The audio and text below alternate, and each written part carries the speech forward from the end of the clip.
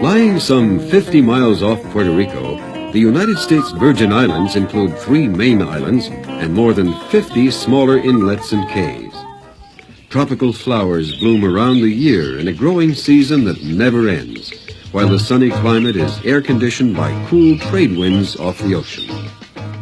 The U.S. Virgin Islands lie between the Atlantic Ocean and the Caribbean Sea.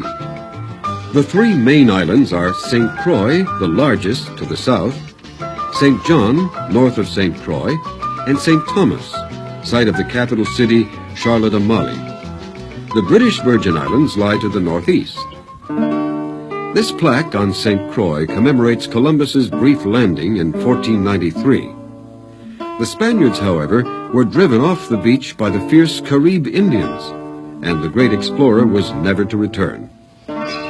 In the days when buccaneers like Bluebeard hid out in the bays like this one, many of the islands were given such exotic names as Rum Island, Saltwater Money, and Dead Man's Chest.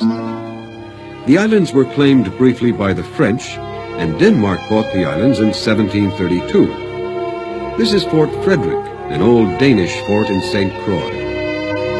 This monument to the Danish king Christian IX is a reminder that Denmark ruled these islands for nearly 200 years. The United States bought the Virgin Islands from Denmark in 1917, and today the islands are a self-governing U.S. territory.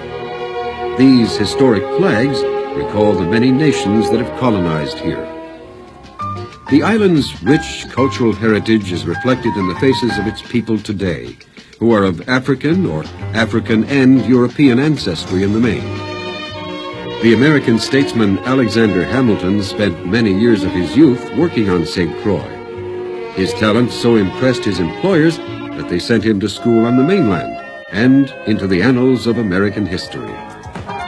Restored 18th century sugar mills are a reminder that sugar once represented the island's main wealth.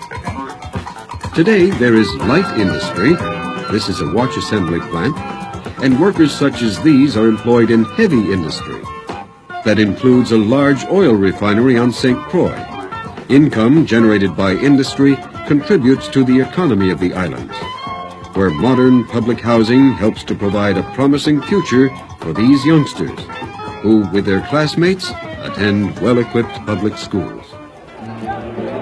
By far the leading industry of these beautiful islands is tourism. Visitors who arrive at the capital city of Charlotte Amalie quickly learn why the U.S. Virgin Islands are called an American paradise. Here they can swim and sail in the clear blue waters, visit the restored centuries-old homes of wealthy planters of the past, recall the exploits of pirates at historic Bluebeard's castle, and once a year join in the joyous revelry of Carnival. And after a day of fish gazing in the clear lagoon of Buck Island Reef National Monument, visitors may take a stroll along one of the many inviting beaches where it has been said, angels pause to rest here on their flights between earth and heaven.